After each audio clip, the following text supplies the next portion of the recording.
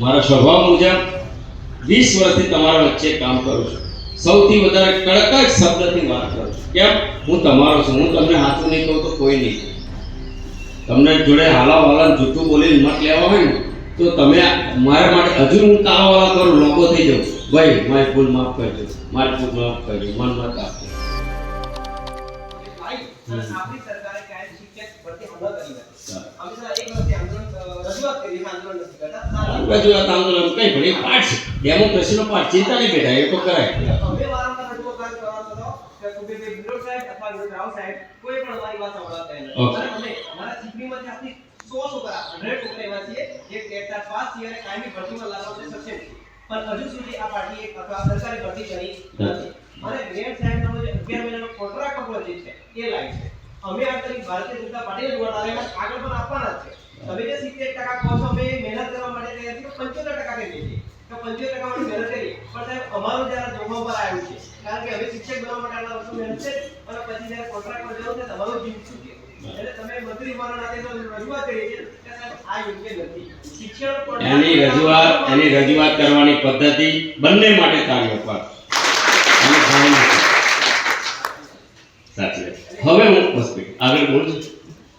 હજુ બોલવું જ નથી. મારા તરફથી રજૂઆત તમે કરો કે શિક્ષણનો કોન્ટ્રાક્ટ બનાવવો જોઈએ. ઓકે, સારું. આ છે ને નિર્ણય સરકારની કલેક્ટિવ નિર્ણય. સરકાર એક વ્યક્તિ ના હોય, મહત્વના મુખ્ય લોકો બેસીને આવી નીતિઓ બનાવતા. તને યાદ કરાવો, તમે 2007માં ધારાસભ્ય થયા એ પહેલા આપણે વિદ્યા સહાયક નહોતા લાવ્યા, 2007 પછી લાવ્યા. વિદ્યા સહાયક એટલે કે શિક્ષકોની ભરતી. અગાઉ જે શિક્ષકોની ભરતી થતી ને એ બધા કેવી રીતે થતી યાદ હતો કે તું તો નાનો છું, મા બાપને પૂછજે કેવી રીતે થતું. ડાયરેક્ટ એટલે શું બોલ ને, અને એમાં શું થતું એ બધું બંધ થાય. તને નથી મળી પણ તારા જેવા લાખો લોકોને ટ્રાન્સફર પારદર્શીથી સરકારે જો આપ્યો ને તો એ ભારતીય જનતા પાર્ટીની સરકારે આપ્યો. અને રહેવાનું જ છું, તું ક્યાં જઈશ તું? પણ તારો પ્રશ્ન સાચો છે.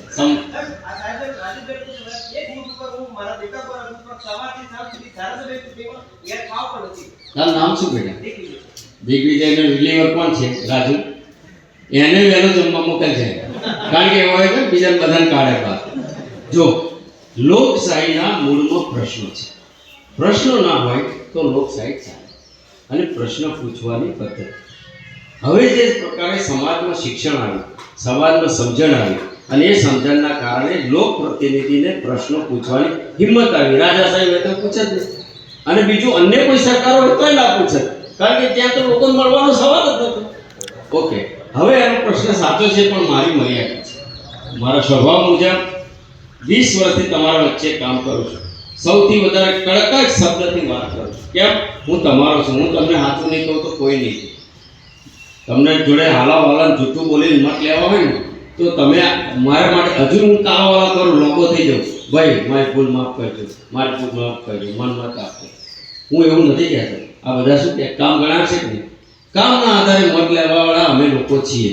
અને વિશેષ કરીને હું તો સમાજનું લોક શિક્ષણ આર ઝાલાને ખબર છે કે ઘણીવાર સમાજમાં બહુ કડકાઈથી બોલું છું. કેમ? આ પેઢીનું ઘડતર કરવું અમારું કામ છે. અમે બેટા તમારી સાથે હાલાવાલા કરીએ તો ન થાય. આ પ્રશ્ન ઉકેલવાની અમારી મર્યાદા છે, પણ યોગ્ય સ્થળે યોગ્ય સમયે આ વાત કરવાની ખાતરી આપું છું.